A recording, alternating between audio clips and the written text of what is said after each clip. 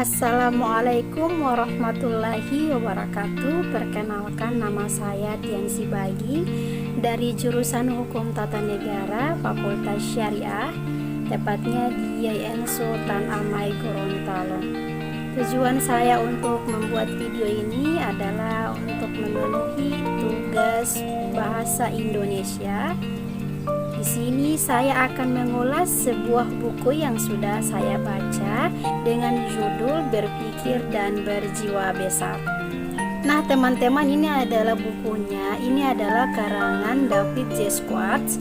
Di buku ini kalian akan menemukan motivasi hidup yang sangat luar biasa. Cocok buat kalian yang percaya dirinya tidak ada, apalagi teman-teman yang mudah baper, mudah marah, dan sering mengeluh. Jadi kalian akan menemukan sesuatu yang sangat luar biasa yang akan merubah hidup teman-teman semua.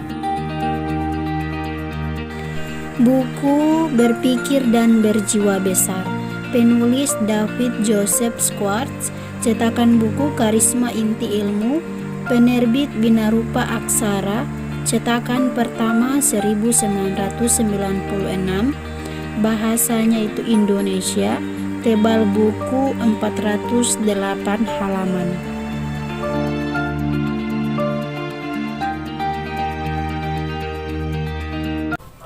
Baiklah, kita masuk pada bab yang pertama, yaitu judulnya Percaya Anda Dapat Berhasil, maka Anda pun akan benar-benar berhasil.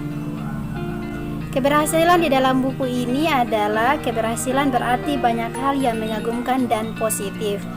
Keberhasilan berarti kesejahteraan pribadi, contohnya rumah yang bagus, liburan, perjalanan, jaminan keuangan untuk anak dan istri bagi yang sudah berumah tangga.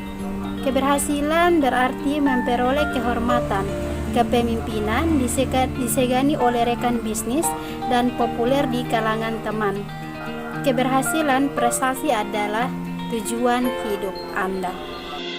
Kesangsian adalah kekuatan negatif. Ketika pikiran tidak percaya atau ragu, pikiran tersebut menarik dalih untuk menyokong ketidakpercayaan tersebut. Berpikir ragu, maka Anda akan gagal. Berpikir menang, maka Anda akan berhasil. Jadi kesangsian itu adalah kebimbangan atau keraguan. Dan untuk dalih itu adalah alasan. Jadi teman-teman harus mengerti, karena di buku ini ada bahasa-bahasa ilmiah atau kata-kata ilmiah. Baiklah, kita masuk pada bab yang kedua, yaitu judulnya Sembuhkan Diri Anda dari Dalih atau Penyakit Kegagalan. Nah, ini temanya bagus. Anda akan menemukan bahwa orang yang tidak sukses menderita penyakit pikiran. Kita menyebut penyakit ini penyakit dalil ekskusitis atau penyakit kegagalan. Anda akan mendapatkan bahwa dalil menjelaskan antara orang yang mengalami kemajuan dan orang yang tidak. Anda akan mendapatkan bahwa semakin berhasil orang bersangkutan, semakin kurang ia cenderung membuat dalih. Prosedur 1 dalam program individual Anda untuk berpikir sukses ialah memberi vaksin diri Anda terhadap penyakit dalih atau penyakit kegagalan. Baiklah, bagian ketiga atau bab ketiga, yaitu judulnya Bangun Kepercayaan, Hancurkan Ketakutan. Nah, gunakan prosedur 2 langkah dalam buku ini untuk menyembuhkan ketakutan dan mendapatkan kepercayaan. Yang pertama, kurung ketakutan Anda. Yang kedua, lalu ambil tindakan. Tindakan percaya diri menghasilkan cara berpikir yang penuh percaya diri. Para psikologis memberitahukan bahwa kita dapat mengubah sikap kita dengan mengubah tindakan fisik kita, yaitu dengan cara yang pertama, duduklah selalu di kursi terdepan. Yang kedua, biasakan mengadakan kontak mata dengan orang. Yang ketiga, berjalan 25% lebih cepat. Yang keempat, praktekkan berbicara terus terang. Yang kelima, tersenyum lebar. Bagian yang keempat adalah bagaimana berpikir besar. Jadi untuk yang pertama itu, pernahkah Anda bertanya kepada diri sendiri, apa kelemahan saya terbesar?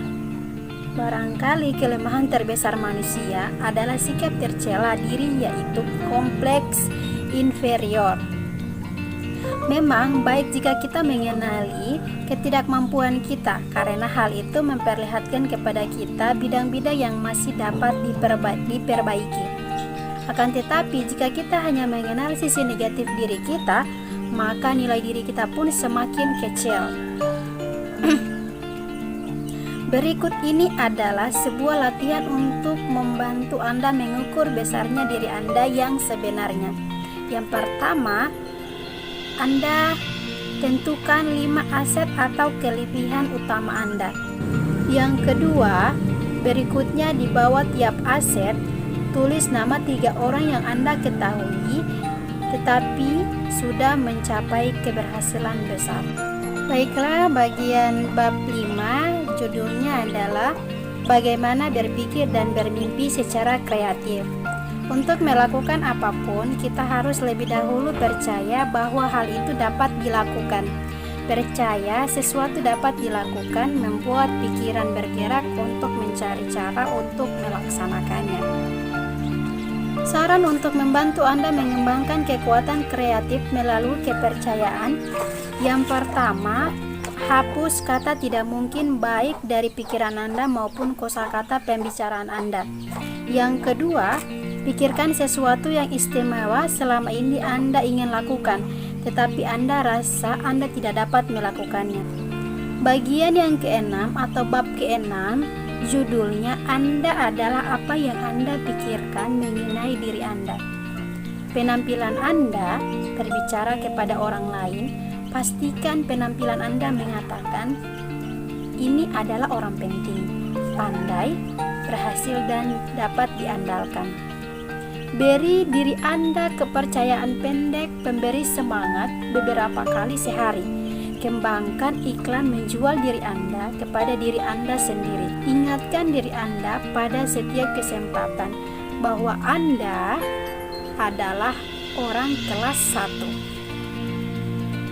Bab ke-7 judulnya Atur Lingkungan Anda, Gunakan yang kelas 1.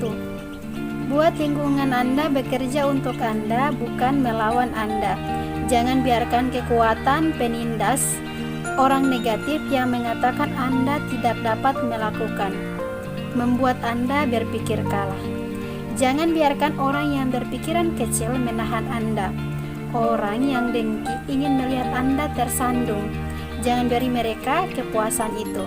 Dapatkan nasihat Anda dari orang yang berhasil. Masa depan Anda penting. Jangan pernah mengambil resiko dengan meminta nasihat dari penasehat freelance yang hidup dalam kegagalan. Dapatkan banyak sinar matahari psikologis. Berkunjunglah ke kelompok-kelompok baru. Temukan hal-hal yang baru dan merangsang untuk dikerjakan. Singkirkan racun pikiran, keluar dari lingkungan Anda, hindari gosip, berbicaralah tentang orang lain, tetapi tetap mengenai sisi positifnya. Baiklah, bab ke-8 yaitu jadikan sikap Anda sekutu Anda. Tumbuhkan sikap saya aktif. Hasil datang sebanding dengan antusiasme yang ditanamkan. 3 hal yang harus dilakukan untuk mengaktifkan diri Anda adalah: yang pertama, gali lebih dalam jika mendapatkan diri Anda tidak berminat akan sesuatu. Galilah lebih dalam dan pelajari lebih banyak mengenai sesuatu itu. Ini menimbulkan antusiasme. Yang kedua, bersemangatlah dalam melakukan mengenai diri Anda. Senyum Anda, jabatan tangan Anda, cara berbicara Anda, bahkan Anda berjalan, bertindaklah dengan semangat. Yang ketiga, siarkan berita baik. Tak seorang pun mencapai apa yang positif dengan menyampaikan berita buruk. Tumbuhkan sikap Anda orang penting. orang mempekerjakan lebih banyak bagi Anda jika Anda membuat mereka merasa penting. Bab ke-9, berpikir benar tentang orang lain. Jadi selalu positif dengan orang lain. Jadilah diri Anda lebih ringan untuk diangkat. Jadilah orang yang menyenangkan. Biasakanlah menjadi jenis orang yang disukai orang. Ini membuat Anda mendapat dukungan dan memberi bahan bakar ke dalam program pengembangan keberhasilan Anda. Ambil inisiatif dalam membina persahabatan. Perkenankan diri Anda kepada orang lain pada setiap kesempatan. Praktekkan kemurahan hati dalam bercakap-cakap. Jadilah orang yang sukses. Dorong orang lain untuk berbicara. Biarkan ia berbicara kepada Anda dengan pandangannya, opininya, prestasinya. Praktekkan kebaikan hati selalu. Ini membuat orang lain merasa lebih baik. Jangan menyalahkan orang lain jika Anda mengalami kemunduran. Ingat, bagaimana Anda berpikir ketika Anda kalah menentukan berapa lama kekalahan itu berlangsung sebelum Anda menang. Baiklah, masuk pada bab yang ke-10, dapatkan kebiasaan bertindak. Ingat, gagasan saja tidak akan memberikan keberhasilan. Gagasan mempunyai nilai hanya jika Anda melaksanakannya. Gunakan tindakan untuk menghilangkan ketakutan dan mendapatkan kepercayaan diri. Kerjakan apa yang Anda takutkan dan ketakutan pun akan menghilang. Cobalah dan lihat hasilnya. Ambil tindakan, galilah dan Anda menggerakkan jiwa Anda. Berpikirlah dalam pengertian sekarang. Segeralah bertindak. Jangan membuang-buang waktu menyiapkan diri Anda untuk bertindak. Mulailah bertindak, ambil inisiatif. Jadilah pelopor, ambillah inisiatif dan laksanakan. Jadilah sukarelawan, perlihatkan bahwa Anda mempunyai kemampuan dan ambisi untuk berbuat. Bagian ke-11, bagaimana mengubah kekalahan menjadi kemenangan. Pelajari kemunduran untuk melicin jalan menuju keberhasilan. Ketika Anda kalah, belajarlah dan kemudian lanjutkan untuk menang pada kesempatan berikutnya. Miliki keberanian untuk menjadi kritikus diri secara konstruktif. Selidi kesalahan dan kelemahan Anda dan kemudian perbaiki. Ini membuat Anda sukses. Berhentilah menyalahkan nasib. Periksa setiap kemunduran. Cari tahu apa yang berjalan keliru. Ingat, menyalahkan nasib tidak pernah membawa orang ke tempat yang ia tuju. Gabungkan ketekunan dan eksperimen. Tetaplah dengan cita-cita Anda. Tetapi jangan benturkan kepala Anda ke dinding batu.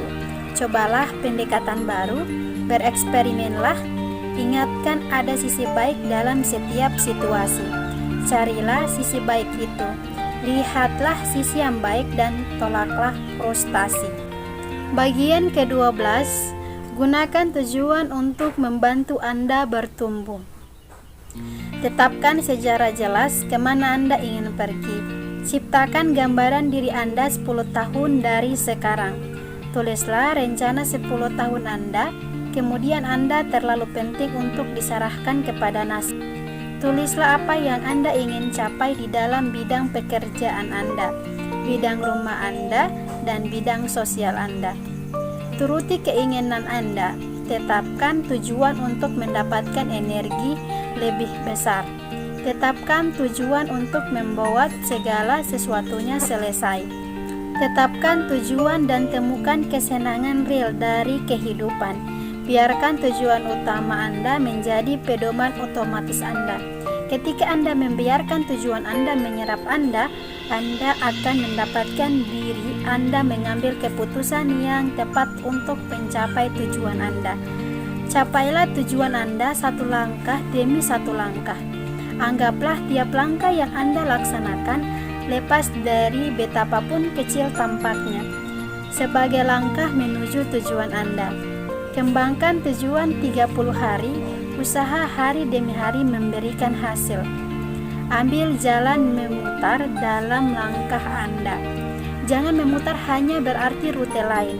Tidak pernah boleh berarti melepaskan tujuan Anda. Lakukan investasi dalam diri Anda, lakukan investasi dalam pendidikan. Bab ke-13, bagaimana berpikir seperti pemimpin. Bertukarlah pikiran dengan orang-orang yang Anda ingin pengaruhi. Adalah mudah untuk mengerjakan apa yang Anda inginkan mereka kerjakan, jika Anda mau melihat segala sesuatunya melalui kacamata mereka. Ajukanlah pertanyaan kepada diri Anda sebelum bertindak. Apa yang akan saya pikirkan mengenai hal ini jika saya bertukar tempat dengan orang lain? Berpikirlah maju, percayalah akan kemajuan. Mendesaklah untuk maju, pikirkan perbaikan dalam semua yang Anda kerjakan.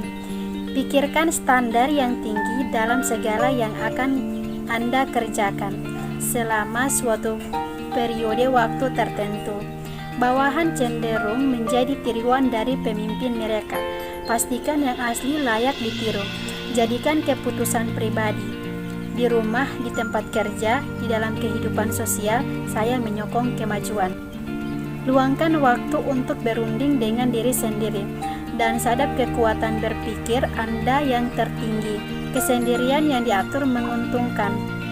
Gunakan kesendirian ini untuk melepaskan kekuatan kreatif Anda. Bagian ke-14 atau bab terakhir, judulnya bagaimana menggunakan mukjizat berpikir besar di dalam situasi kehidupan yang paling kritis. Ketika orang kecil mencoba menjatuhkan Anda, berpikirlah besar. Agar yakin, ada beberapa orang yang menginginkan Anda kalah untuk mengalami kesialan agar ditegur. Ketika perasaan saya tidak mempunyai apa yang diperlukan, itu merayap ke dalam diri Anda. Berpikirlah besar. Ketika suatu argumen atau pertengkaran tampaknya tidak bisa dihindari, berpikirlah besar. Ketika Anda merasa kalah, berpikirlah besar.